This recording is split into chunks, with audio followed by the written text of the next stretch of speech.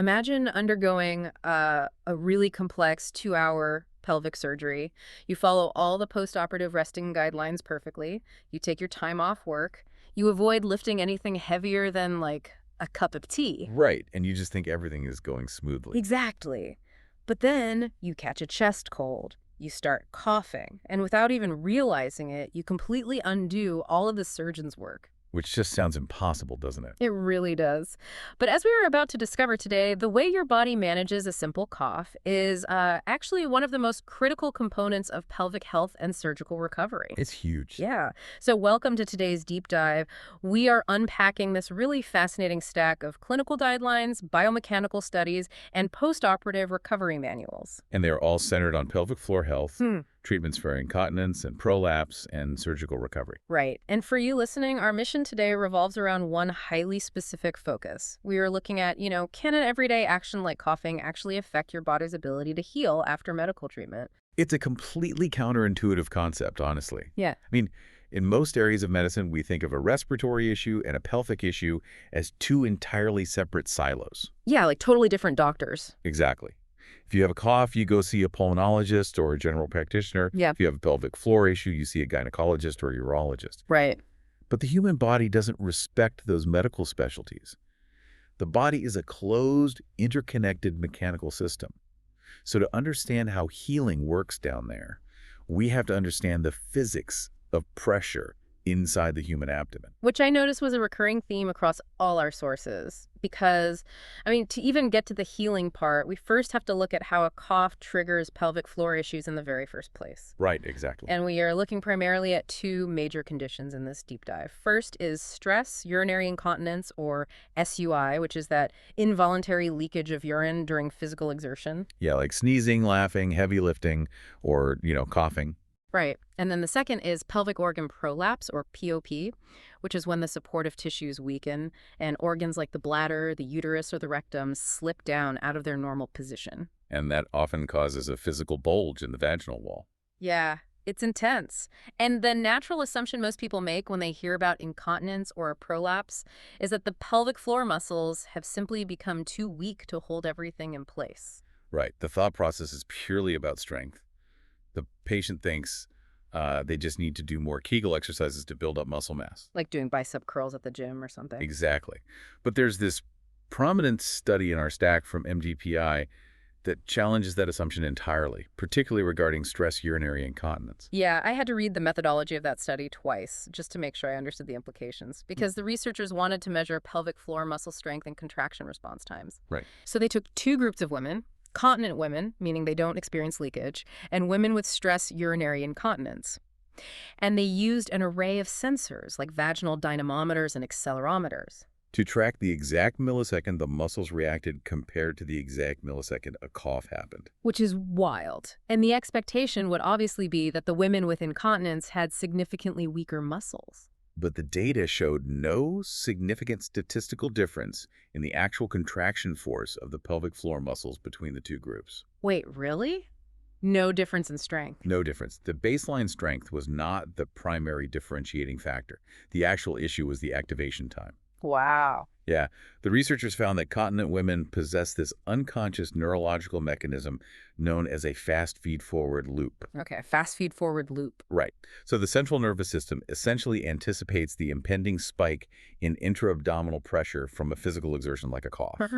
And it then automatically fires a signal to pre-contract the pelvic muscles a fraction of a second before the cough actually occurs. That makes perfect sense when you compare it to the safety features in a car, like an airbag in a crash. That's a great way to look at it. Yeah, because if the airbag, the pelvic floor muscle in this scenario, deploys even a fraction of a second too late, it really doesn't matter how robust or strong the material of the airbag is. Because the physical impact has already happened. Exactly. The pressure from the cough has already overwhelmed the urethra, and the urine leakage has already occurred.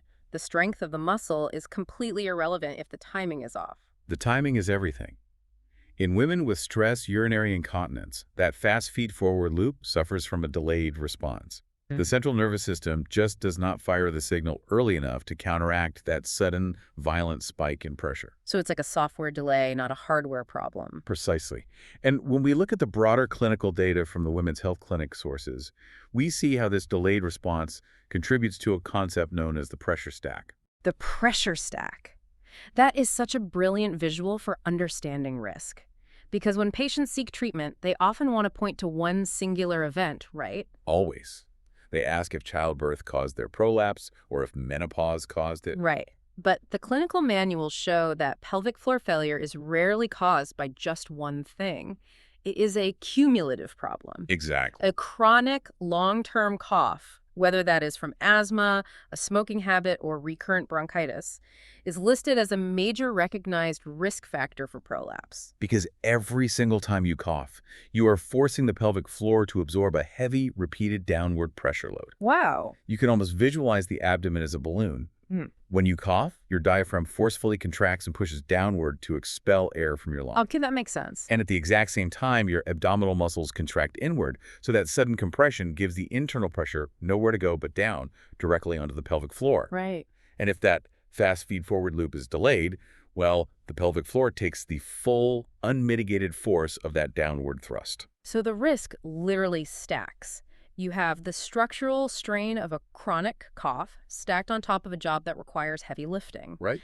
And that's stacked on top of a period of severe constipation where you are physically straining, Yeah. stacked on top of the natural decline in tissue elasticity that just comes with age. Yeah, the pelvic supports just get overwhelmed by this relentless cumulative mechanical load until they finally give way. And the downstream effect of this delayed neurological reaction and the cumulative pressure is that the physical tissues eventually fail. Right, when the fascia tears or stretches beyond its limit, the organs shift downward. And when that happens, patients obviously look for a medical fix. And the landscape for these interventions has evolved significantly, Oh, absolutely. moving way beyond just traditional surgery to include some highly advanced technologies. The technology detailed in these clinical sources is really fascinating, particularly the rise of energy-based treatments. Yeah, we are looking at things like fractional CO2 lasers, erbium-YAG lasers, and radiofrequency devices. But reading through the mechanisms, it seems super counterintuitive. I mean, the goal is to fix weakened, lax tissue, but the method involves inserting a probe and using a laser to intentionally cause controlled thermal injury to the vaginal walls.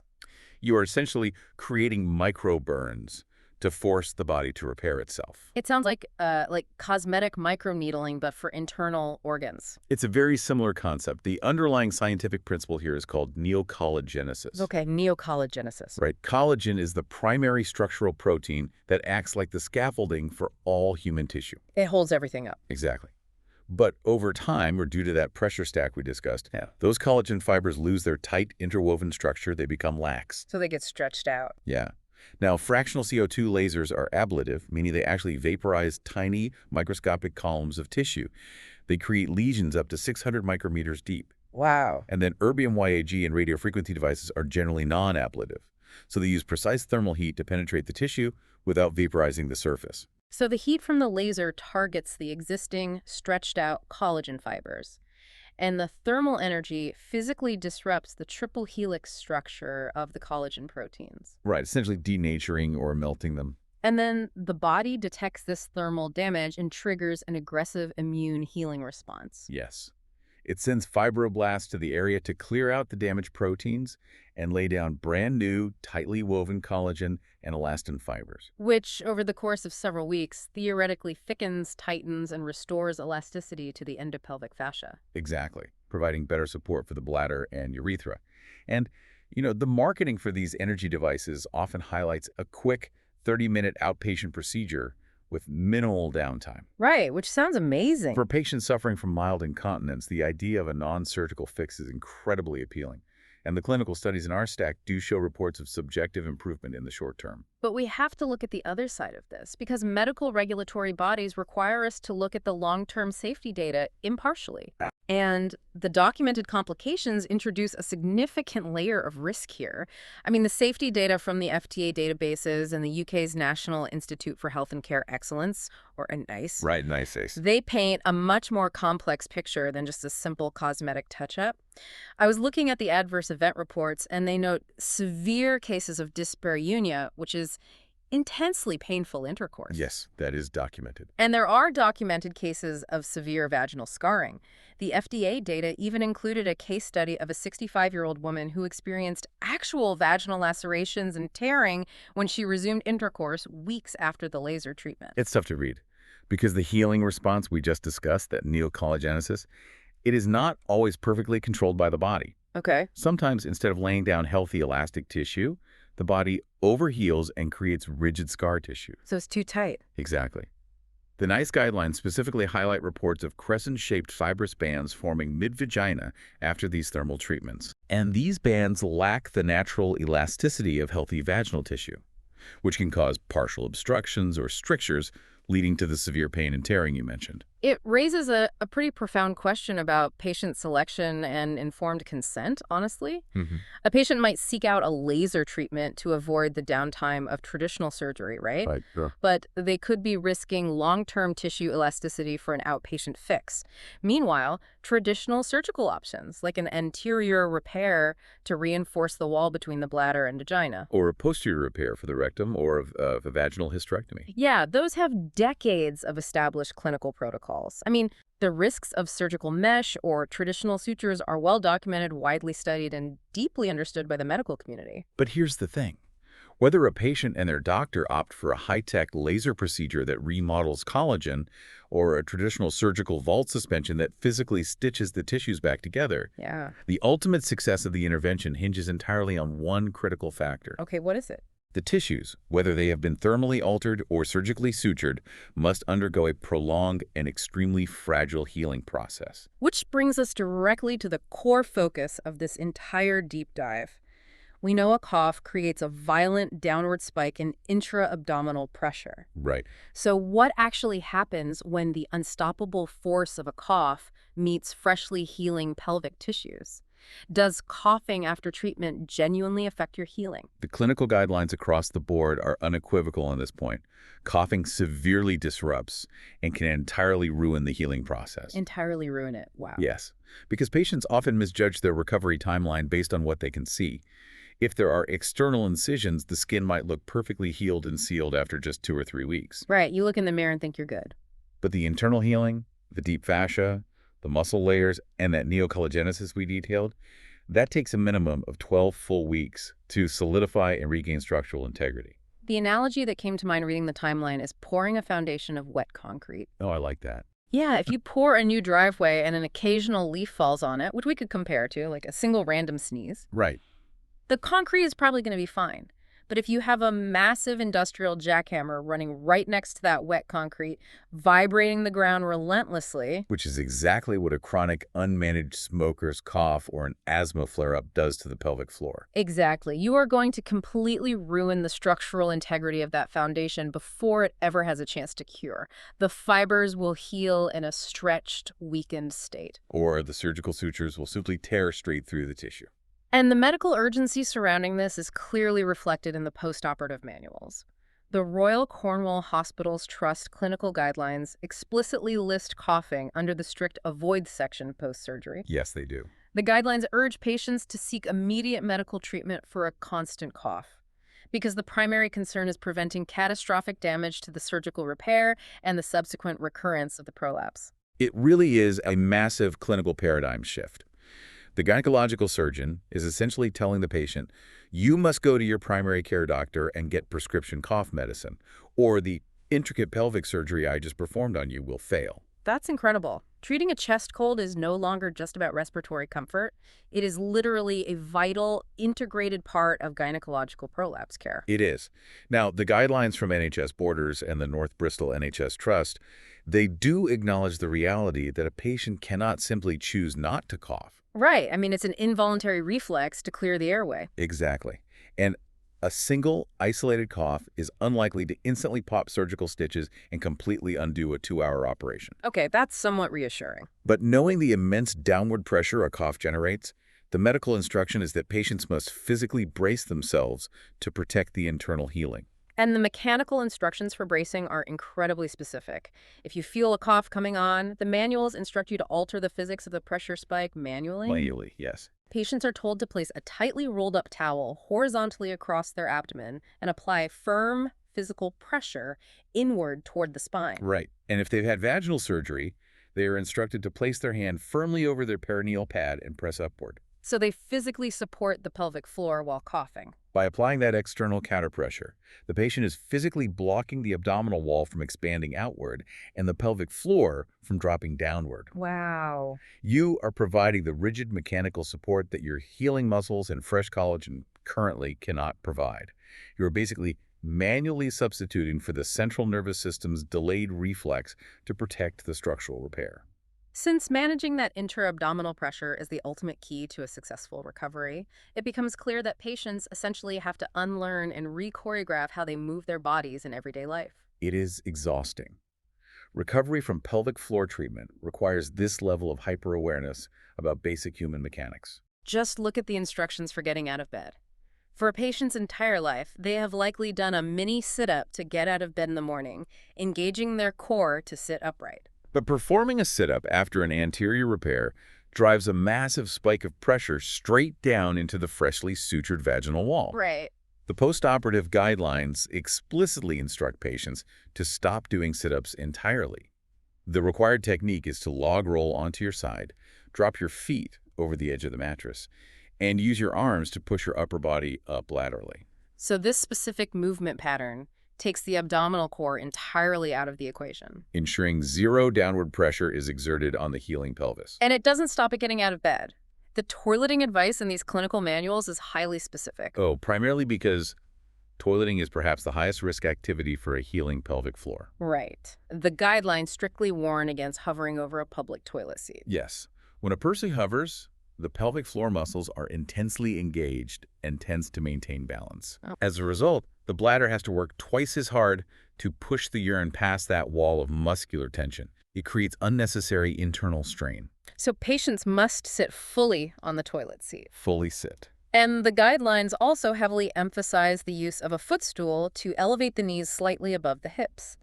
Biomechanically, this straightens out the anorectal angle, aligning the colon so that gravity does the work. Exactly. Furthermore, patients are instructed to actively relax the abdominal wall by breathing in slowly through the nose, allowing the stomach to move outward. Okay. This conscious breathing technique ensures the deep pelvic muscles are fully relaxed. And the manuals also call out the habit of going to the bathroom just in case before leaving the house. Oh, that is a huge issue. Doing that routinely ruins the bladder's natural volume habits, training the detrusor muscle to signal a sense of urgency even when the bladder isn't actually full. Yes, it rewires the wrong signals. And above all else, constipation must be avoided at all absolute costs. Physically straining to pass a bowel movement generates a massive, dangerous downward pressure load that is just as detrimental to a surgical repair as a chronic cough. It's true. The clinical advice presents a highly delicate balancing act for the patient. The overarching instruction is to rest constantly to protect the repair. So don't lift a heavy kettle, don't push a vacuum cleaner, don't cough, and log roll out of bed. But simultaneously, the manuals dictate that patients must get out of bed and walk around on day 1. Wait, on day 1? Yes, to prevent deep vein thrombosis in their legs and to keep their digestive system moving to avoid the dreaded complication of constipation. It sounds like a terrifying tightrope walk. But synthesizing all this clinical advice reveals that recovery isn't just about lying in bed doing nothing for 3 weeks. Right. In fact, prolonged bed rest is detrimental to healing and muscle tone. So recovery is actually about highly intentional, biomechanically safe movement. Every single action must be calculated to minimize downward pressure. And that brings us to a prescribed physical therapy technique in the NHS guidelines known simply as the NAC. The NAC. It is a brilliant clinical intervention. It is the conscious, deliberate execution of that fast feed-forward loop we discussed at the very beginning of our deep dive. Oh, okay. So a pelvic floor physical therapist teaches the patient to actively squeeze and draw up their pelvic floor muscles, lifting inward and upward, before they engage in any activity that increases intra-abdominal pressure. So, before you lift a bag of groceries, before you laugh at a joke, before you clear your throat, and especially before you cough, you deploy the airbag manually. You engage the neck. You engage the neck, and the clinical goal is that over time, with consistent repetitive physical therapy, you can actually retrain the central nervous system. Exactly. The hope is that this conscious, intentional bracing eventually rewires the brain, allowing the fast feed-forward loop to become an automatic, unconscious reflex once again. The entire journey through these sources highlights just how interconnected the human body truly is.